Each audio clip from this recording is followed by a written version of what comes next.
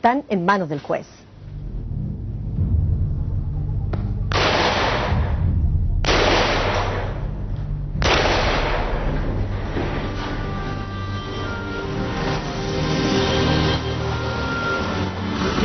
De 1991, en un atardecer como este, manos armadas de mentes afiebradas le robaron la vida a Jaime Guzmán Errázuriz.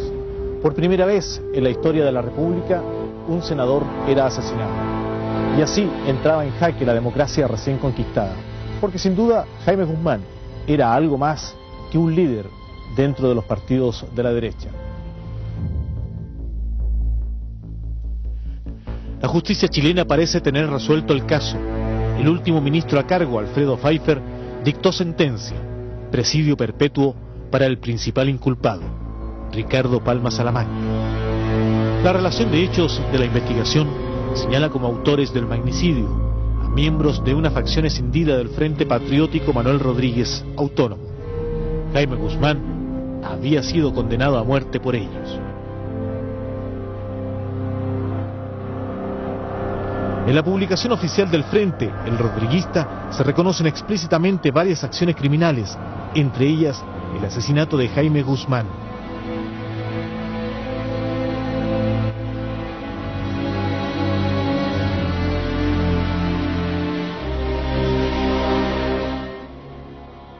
Grandes amores compartidos, y nos congrega también la firme decisión común de luchar por ellos, con coraje, con energía y sin... Reconocido por su inteligencia, su elocuencia y su capacidad argumental desde edad temprana, era el único varón entre los hijos del matrimonio Guzmán Errázuriz.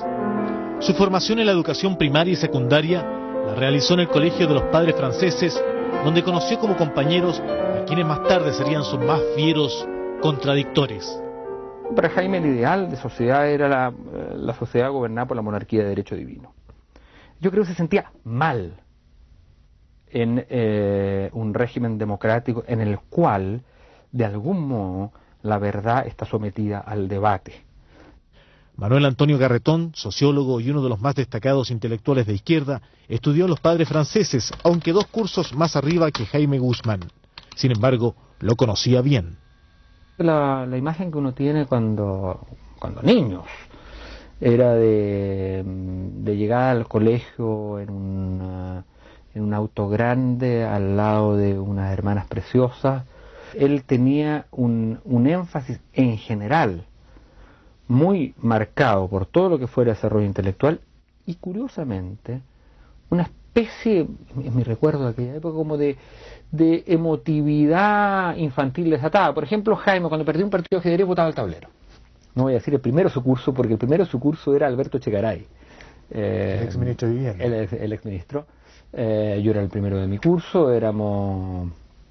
nos gustaban como las mismas cosas desde el punto de vista de actividad, o sea, ambos éramos muy malos para el deporte, y entonces nuestra actividad iba fundamentalmente en la academia literaria. Hay 2 Jaime Guzmán. No es un santo. Tampoco es un perverso. Hay una mezcla de todo. Nuestra relación fue mucho más profunda que todo el conjunto de escaramuzas que nos tocó vivir, en las cuales siempre estuvimos, excepto en el equipo ajedrez del colegio, siempre estuvimos en posiciones, yo no diría divergentes, sino radicalmente contrarias. Yo lamento la muerte de Jaime, no porque pensaba como yo, sino precisamente porque es malo que haya gente que no piensa como yo, y esa es la esencia de la democracia. Todos nosotros condenamos de una manera pero muy irrestricta el crimen de Jaime Guzmán. El proceso sobre el asesinato señala que el modus operandi de los frentistas se repitió una vez más, partiendo por la recuperación, como ellos llaman el robo, de un automóvil 4 días antes de la operación criminal. Seguramente desde muy joven Jaime Guzmán representó una amenaza para los sectores más radicales de izquierda. Tenía solo 16 años en 1963, cuando entró a estudiar Derecho en la Universidad Católica. Tuvo una trayectoria sobresaliente. En lo académico, se hizo acreedor de numerosas distinciones. En lo político, es recordado como fundador del movimiento gremialista en ese establecimiento, plataforma del actual Partido Unión Demócrata Independiente, UDI. El 73 yo encabecé la campaña como presidente de la Federación para que hubiera presencia de la Federación en el Consejo Superior. Y Jaime usó todos los medios para impedir esto, hablando precisamente con la gente, con el rector, con la gente que estaba... Él era muy cercano al rector, como lo expresó después más adelante cuando vino la toma de la Universidad Católica. La fuerza con que defendía sus argumentos lo llevaron a obtener lugares privilegiados en programas televisivos de debate político. Hasta el final sus intervenciones fueron permanentemente incisivas. Una cuestión de fondo. Ricardo Lagos, entre un candidato demócrata cristiano o radical o socialdemócrata al Congreso, por una parte, y un candidato comunista o mirista, por otro lado, prefiere al comunista o mirista y se siente más cerca de él porque su partido lo apoya oficial y formalmente. El mérito mejor reconocido de este líder político es su consecuencia con las ideas que propugnaba. Jaime Guzmán se transformó rápidamente en el líder de la derecha opositora, particularmente cuando acusó al gobierno concertacionista de ser mano blanda frente a la actitud de los subversivos y de los delincuentes comunes. El asesinato de Jaime Guzmán Errázuriz constituyó, sin duda, la confirmación de las aprensiones y temores de la gente frente a un barco, que era el gobierno en este caso, que zozobraba en las aguas de la inseguridad ciudadana. A Renovación Nacional y a la Concertación para que recapaciten en esta materia. Los exhortamos a que el sábado próximo no aprueben en el Congreso Pleno una reforma constitucional que debilita las normas relativas a los delitos terroristas, facultando incluso el indulto presidencial de terroristas.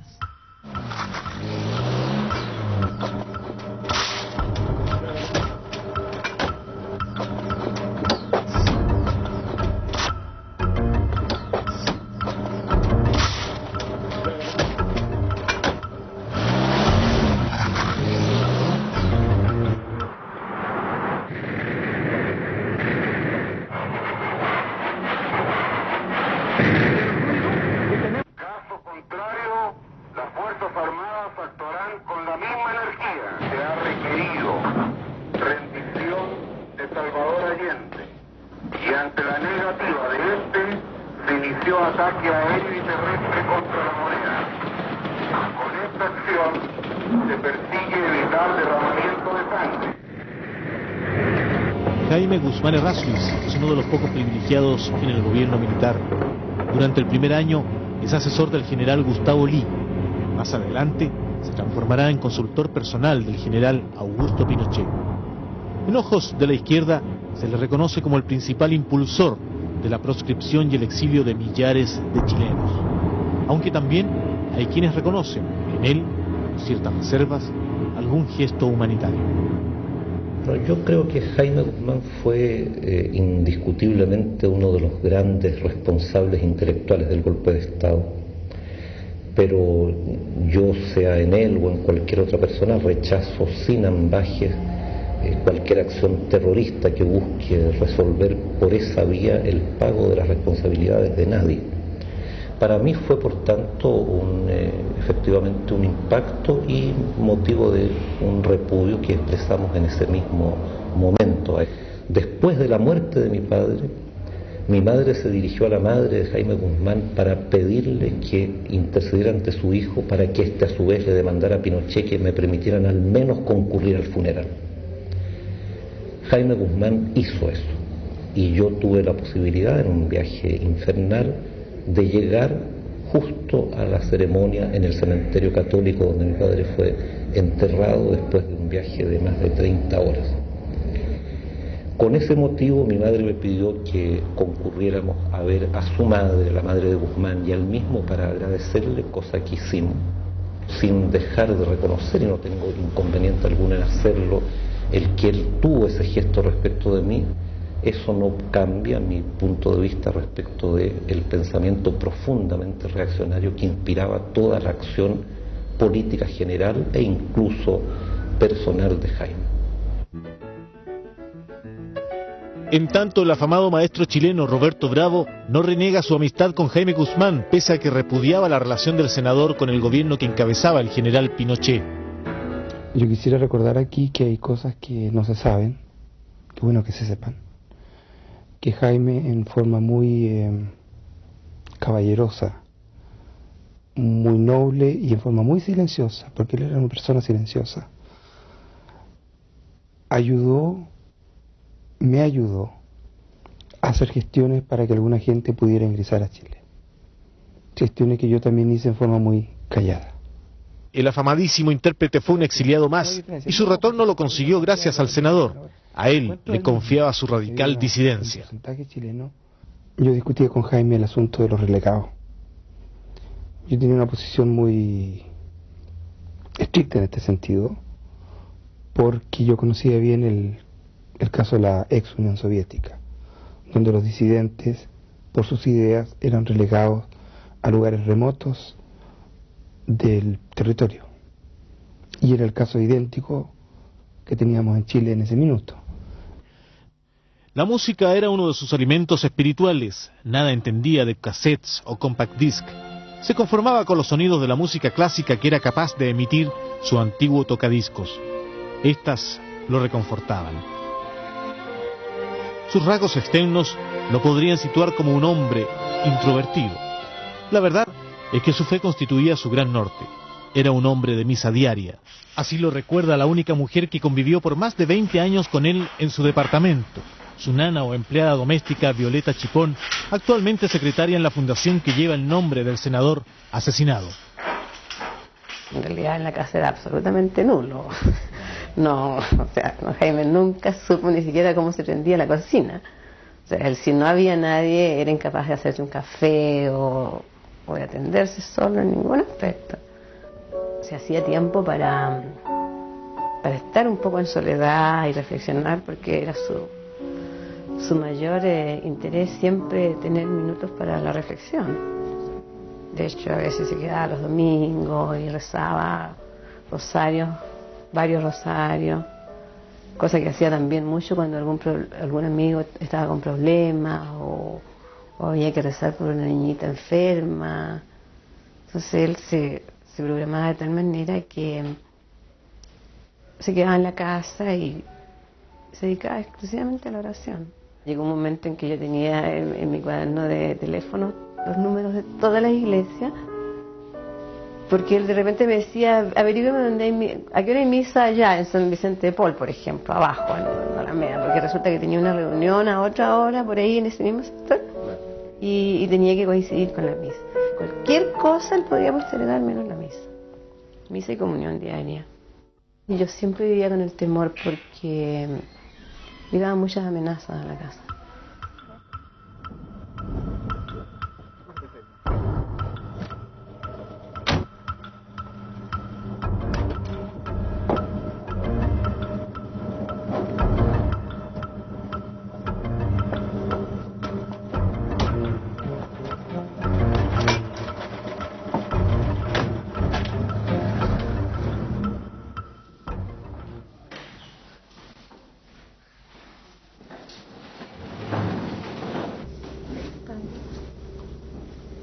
Dios te salve María, llena de gracia, el Señor es contigo, bendita tú eres entre todas las mujeres, y bendito es el fruto de tu vientre.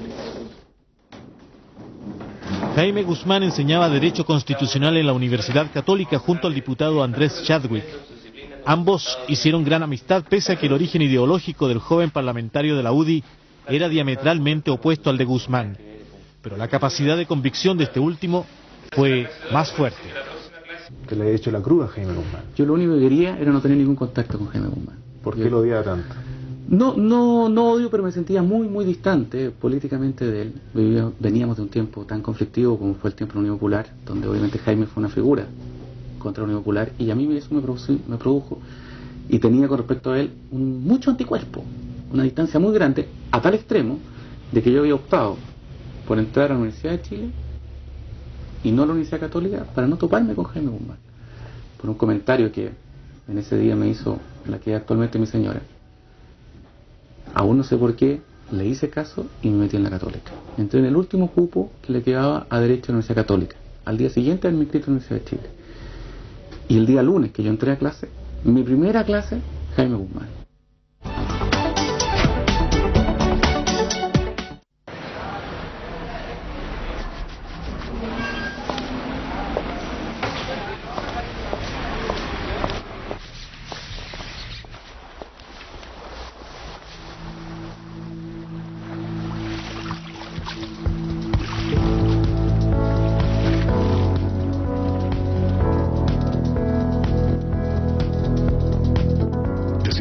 Festival Internacional de Cine de Valdivia, 14 al 19 de octubre, 2010. Más cultura, algo que todos queremos ver. TVN, el canal de Chile. Termina la clase, se acerca, me saluda, me dice: Andrés, yo sé que para ti puede ser difícil estar aquí, yo sé que piensas distinto a mí, lo único que te quiero decir es que tengas la mayor libertad en mi clase para plantearte, pronunciarte en todo lo que tú quieres, porque yo voy a preocuparme que sea siempre respetado. Otra gran amistad del senador asesinado fue Juan Antonio Coloma, también diputado de la UDI. Según este, los medios públicos hicieron de Guzmán una imagen de hombre grave. Sin embargo, nos dice Coloma, Jaime Guzmán era un hombre con gran sentido del humor y de reconocida afición al deporte. El fútbol constituía parte de sus devociones, pero, nos agrega, jamás abandonaba su obsesión principista. Me acuerdo que en la universidad, en un partido, una final de un campeonato, faltaba un árbitro. Y le dijimos a Jaime que arbitrara. Total, además era amigo, uno pensaba inconscientemente. Y me acuerdo que íbamos 1-1 y el partido nuestro, el equipo nuestro se clasificaba o ganaba con el empate. Y faltaba un minuto, vieron el equipo contrario, hace un centro, y un defensa nuestro, viendo que venía un delantero, instintivamente levanta la mano como a pegarle con la mano, pero se da cuenta que está en el área y baja la mano, viene al centro, pasa la pelota, no cabecea el jugador y se perdió la pelota a cualquier lado, y en ese momento sale corriendo Jaime y cobra penal contra nosotros. Entonces imagínate, en ese minuto nos fuimos todos arriba igual que la... Y Jaime: ¿qué cobraste, Jaime? Intento de mano. ¿Cómo es que si no me tocó con la mano se arrepintió? El reglamento dice: el que toque con la mano, intenta tocarle con la mano. Yo la escoba, bueno, hicieron el gol, perdimos el campeonato, no le hablábamos, éramos varios amigos durante varios días. Pero él llegó un día y me dijo: ir a hablar contigo. Yo pensé que íbamos a discutir un tema, entonces me trajo una carta. La carta de la FIFA.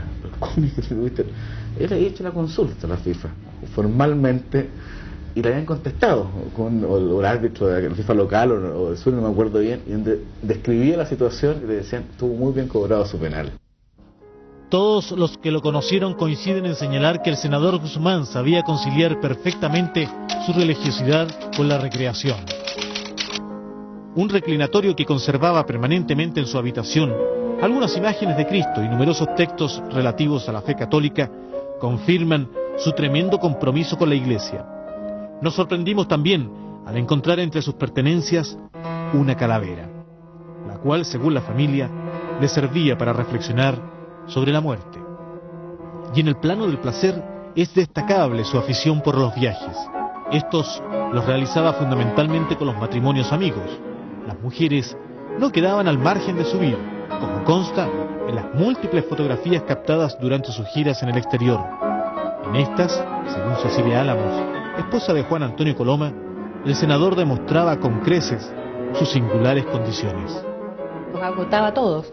La verdad es que teníamos una diferencia de edad más o menos importante, pero jamás lo notábamos, o sea, lo notábamos en contra nuestra, no de él. Incluso una vez que tuvimos la mala idea de que obligarlo a comprarse zapatillas, cosa que no había usado en su vida, porque como tanto caminábamos, lo obligamos, y fue la peor idea que hayamos tenido, porque la verdad es que si antes nos hacía caminar 10 horas, caminamos 15 horas, ni tiempo teníamos para almorzar. Gracias a Dios que como él mantuvo siempre su costumbre de dormir siesta, eran las horas que nosotros podíamos descansar. Muchas veces aprovechábamos de arrancarnos a comer una pizza, a comer y realmente a descansar un poco de este training agotador que tenía de viajar. Vamos en avión, ¿qué le parece? ¿En primera? Depende del grupo. Bueno, pero nosotros dos nos vamos en primera, por último el resto... ¡Oh, Dios! La faceta frívola del ex senador es lo que intentaba descubrir la animadora Raquel Argandoña durante el programa La Hora D, realizado aquí en Canal 7 en junio de 1989, a solo meses de las primeras elecciones democráticas tras el gobierno militar. Guzmán entonces fue capaz de mostrar su beta humorística y confesar rasgos desconocidos de su intimidad. ¿Sí? Nos podemos tratar de tú, ¿no? Yo no, por supuesto. Uy, me cambiara el personaje, me tendría que cambiar las preguntas.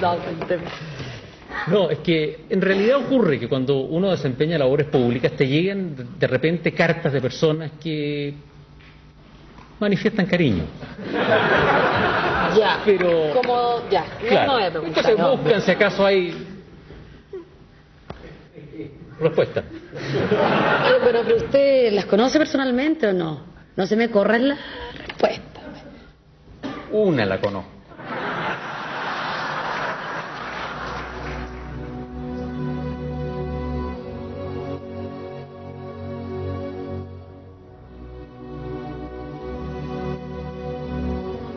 La muerte del senador Jaime Guzmán Errázuriz consternó a todos los sectores del país.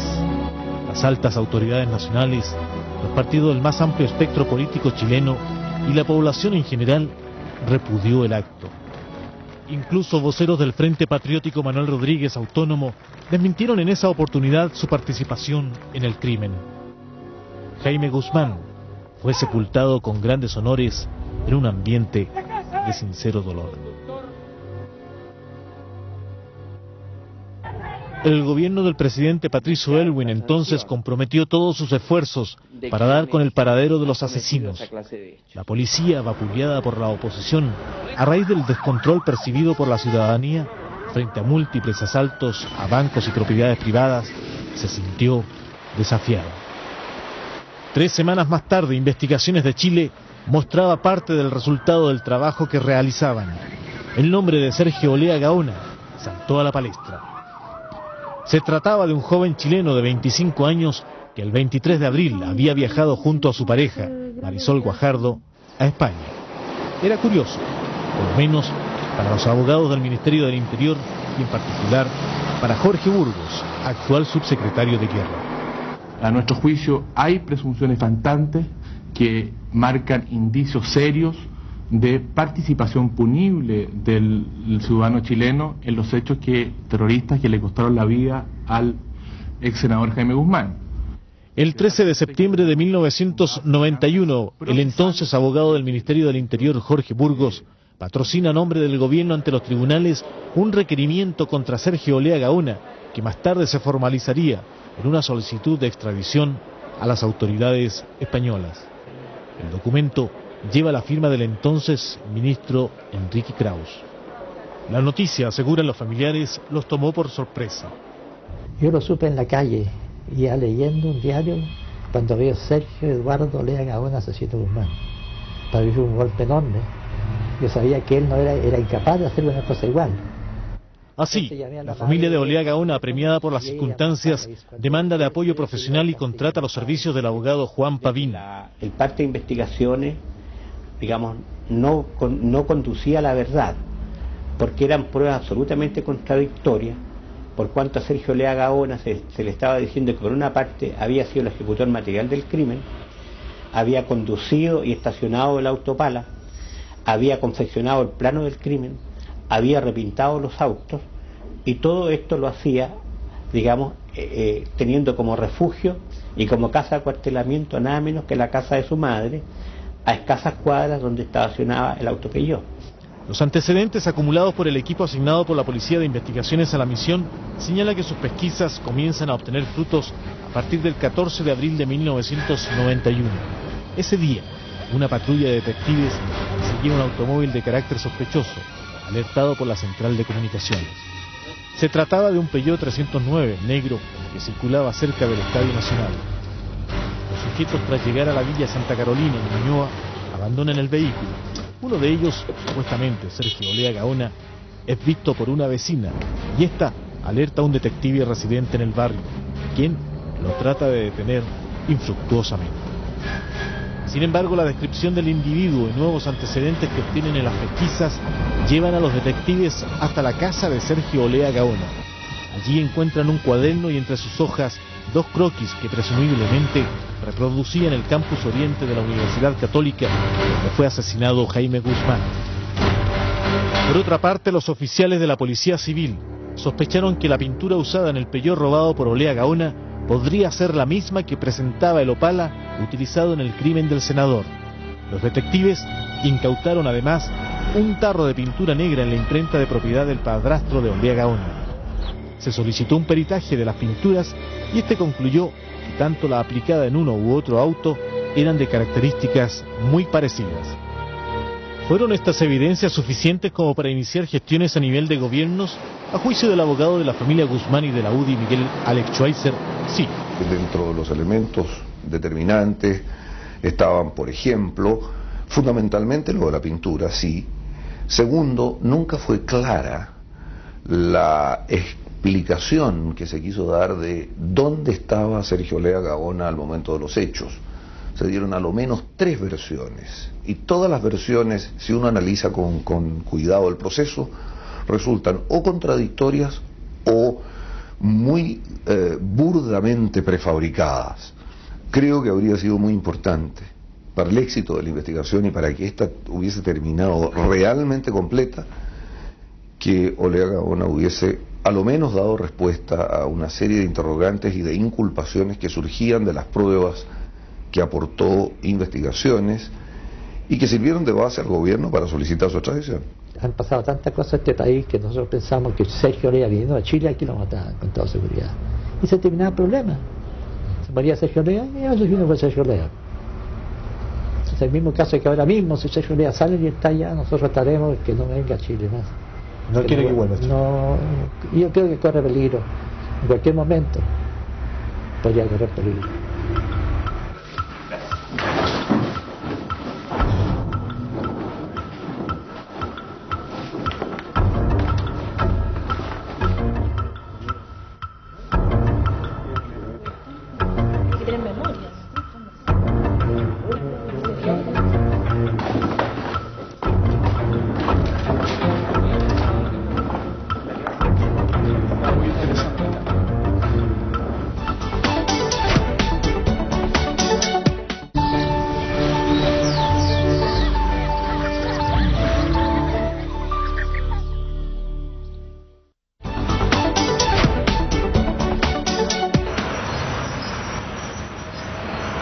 Es noviembre de 1991.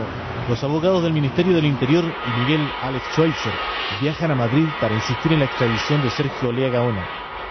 En tanto, el director general de Investigaciones de Chile, Horacio Toro, asigna al subcomisario Jorge Barraza como jefe de la Brigada Investigadora de Organizaciones Criminales BIOC, bajo su dependencia directa.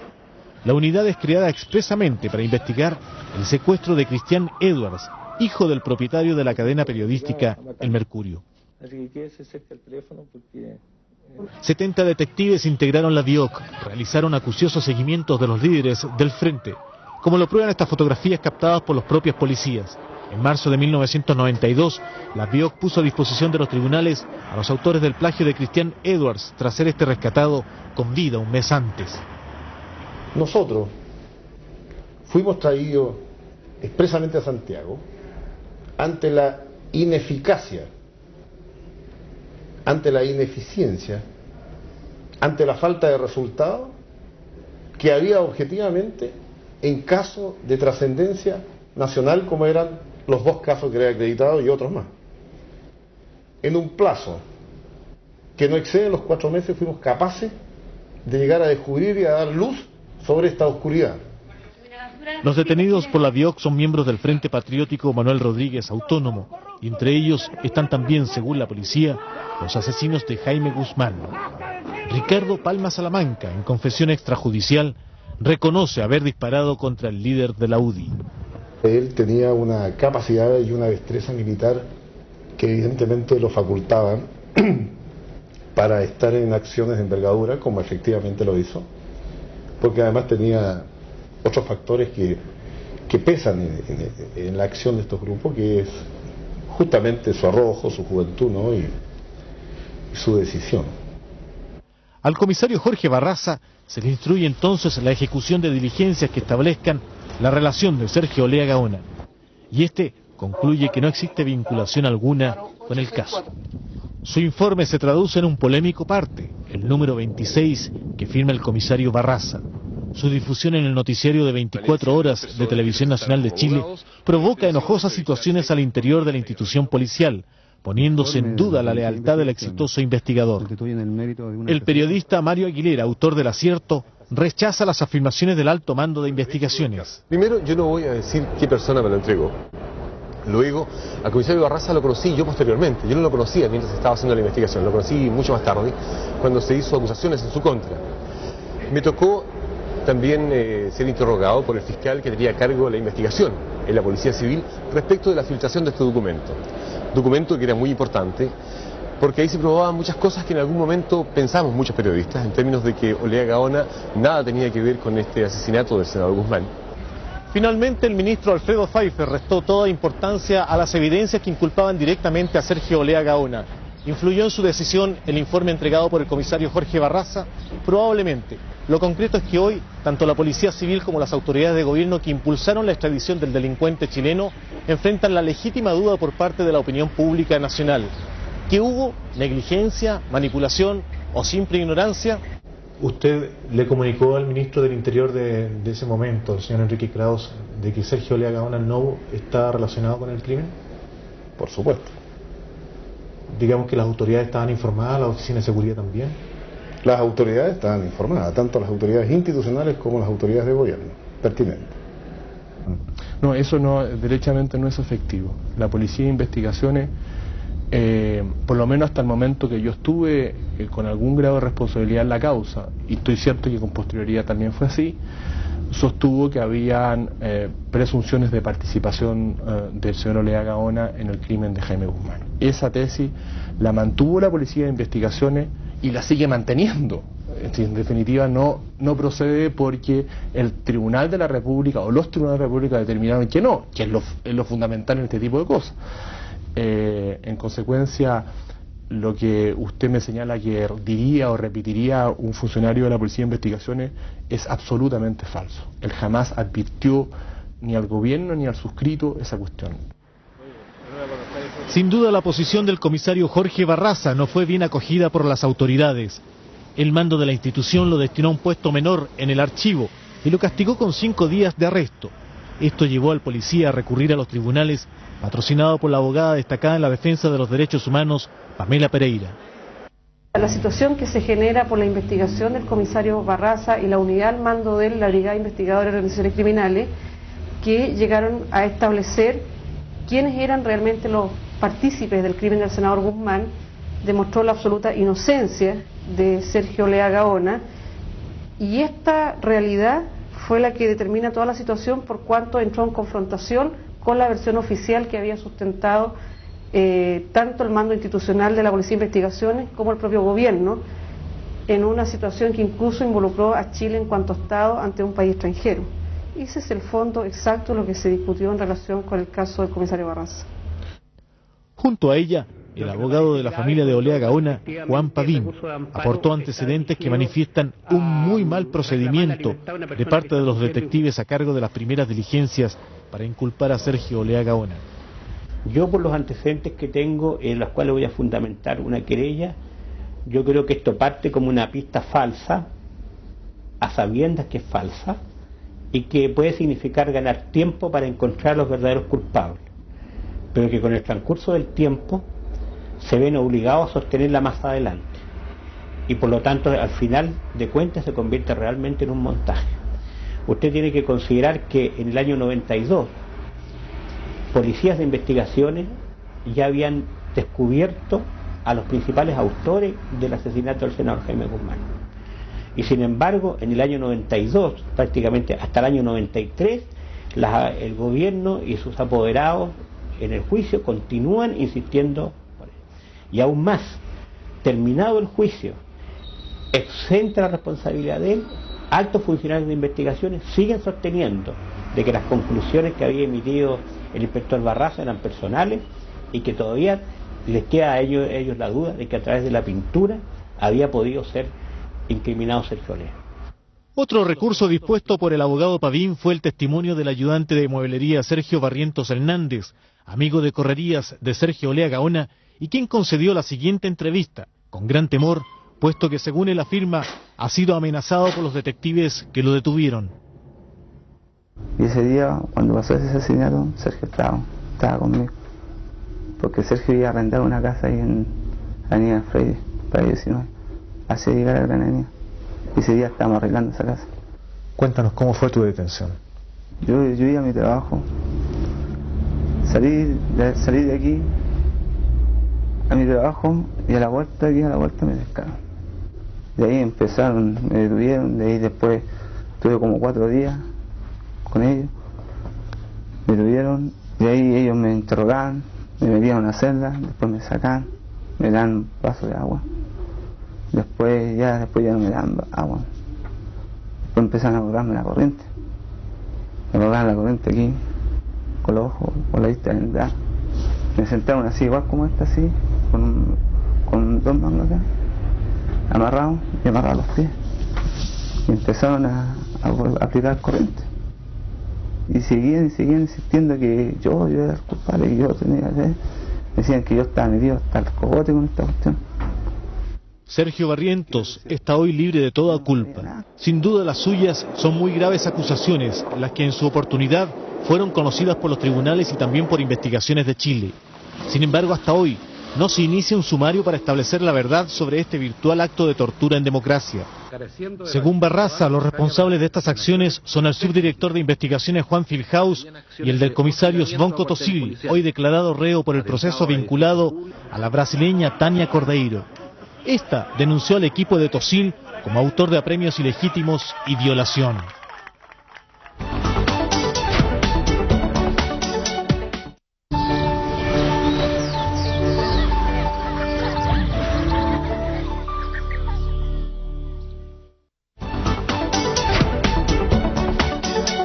¿Qué indicaba el parte 26 elaborado por el comisario Barraza y entregado en septiembre del año pasado? Entre otras cosas, planteaba dudas respecto del informe técnico del análisis de las muestras de pinturas. ¿Por qué lo realizó un laboratorio privado con profesionales no juramentados, teniendo Investigaciones de Chile uno de los más completos y prestigiados laboratorios criminalísticos? ¿Quién puede afirmar que estos croquis podrían constituir la base de una operación criminal del nivel de la organización subversiva en cuestión? Hoy día es ya sabido por todos los sectores que la existencia de una huella en el opala usado para el crimen de Guzmán y que vincularía a Olea Gaona solo existía en la imaginación de un funcionario de relaciones públicas de la Policía Civil. Lo concreto es que el ministro Alfredo Pfeiffer, último juez sumariante en los procesos Edwards y Guzmán, sentenció a presidio perpetuo al joven Ricardo Palma Salamanca. Efectivamente, ante las evidencias y los testimonios, Palma Salamanca no logrará otro apoyo más que el que le pueda otorgar su propia familia. Ricardo estuvo alrededor de 10 días en condiciones de tortura. No hubo tal vez tanta tortura física como tortura psicológica. Pero señora, la opinión pública desea conocer también su verdad o su versión. ¿Qué elementos nuevos nos puede aportar más allá de lo que se conoce? Aquí en Chile se pelea, no se pelea, sino que se habla de reconciliación, pero todavía no hay verdad. Todavía no hay verdad. Y en la medida que no haya verdad y en la medida que hay injusticia respecto a procesos y en la medida que haya arbitrariedades, aquí no va a haber reconciliación, aunque se dicte por decreto. Pero sinceramente, ¿qué juicio le merecía a usted la figura de Jaime Guzmán? Lo veía a través de la televisión o lo escuchaba en algunos programas de radio. Me parecía un hombre brillante.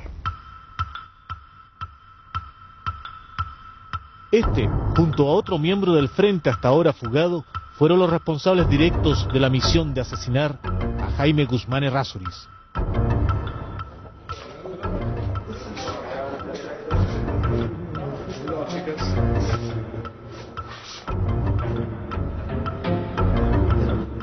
Ese día vino, que era lunes, vino a hacer clases de 4:30 a 6 de la tarde.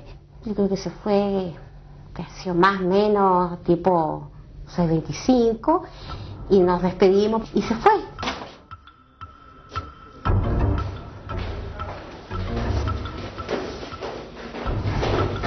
Y al minuto, 2 minutos, subió y me llamó, me gritó y me dijo, te pido un favor, dime, ¿sabes? Te pido que por favor bajes donde Luchito, que se llama el chofer, y le digas que suba. Yo dije, qué raro, porque el chofer nunca subía, a no ser que fuera a buscar una prueba o una cosa así, pero no porque Jaime quisiera que lo acompañara hasta la facultad, nunca lo hizo. Y Jaime, cuando yo subí, estaba hablando por teléfono. Curiosamente después me he dado cuenta que él sabía que lo iban a matar. Se devolvió para llamarme en circunstancias que estábamos de acuerdo en juntarnos. O sea, yo creo que él trató de ganar algunos segundos antes de enfrentar la muerte.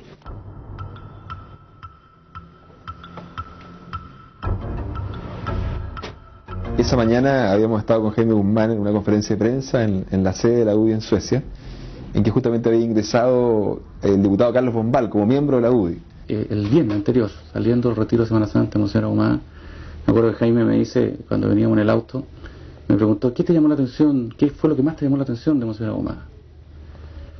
Y yo le hice un comentario bastante genérico, bastante, quizás de ciertos lugares comunes sobre lo que había dicho Monseñor Ahumada. Y Jaime me dijo a mí y a la Victoria, mi señora, yo estaba muy distraído, me dijo. ¿Pero por qué le dije? No, pero si no notaste la inminencia de la muerte, no notaste la inminencia del fin de las palabras de Monseñor Ahumada. Jaime la percibía, nos quedamos con la sensación de que todo esto estaba escrito.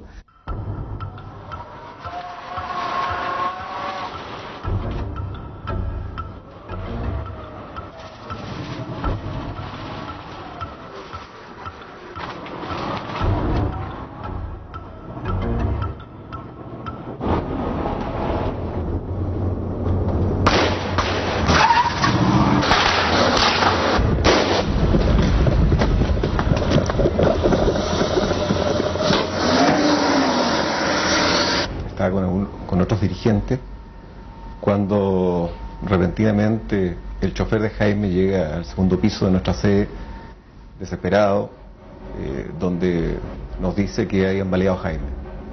Nadie atinaba a hacer nada. Entonces tuve que tomar la decisión de trasladar rápidamente a Jaime al hospital militar. Me subí en el asiento trasero y en ese minuto tomé a Jaime con esta mano en su herida, con el fin de evitar que la hemorragia que está teniendo Jaime siguiera, digamos, porque me daba cuenta que en ese minuto su vida se le iba. El viaje en realidad lo tuvimos que hacer superando muchos obstáculos, chocando algunos vehículos, subiéndonos a la vereda, digamos, echando abajo algunos postes o cosas pequeñas que se nos colocaban entre medio. ¿Qué es lo que hacía él mientras viajaban? Bueno, Jaime iba consciente, estaba muy tranquilo.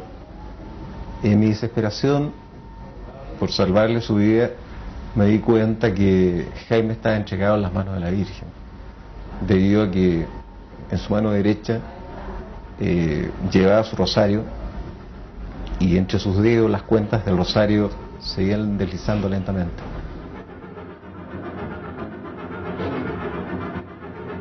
Nada va a devolvernos la vida de Jaime Guzmán, pero creo que por el bien del país, por razones de justicia, el proceso debe continuar y debe terminar con todos los responsables terroristas para que esos grupos no puedan seguir actuando.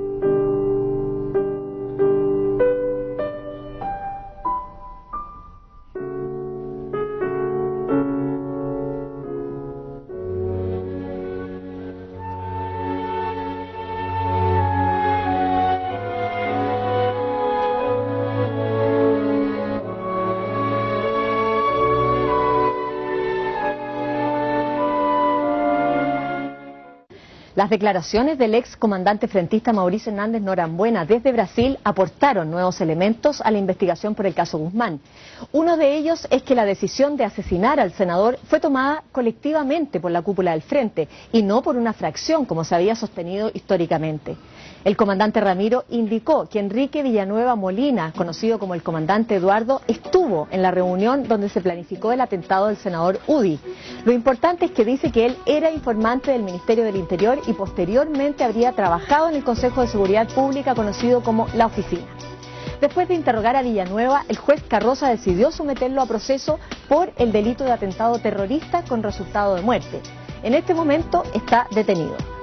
El juicio sigue adelante, pero como está radicado en la justicia antigua, los plazos pueden extenderse sin límites. Hasta aquí nuestro flashback de hoy. Los espero la próxima semana con otro interesante reportaje. Sigan en 24 horas porque siempre es hora de noticias.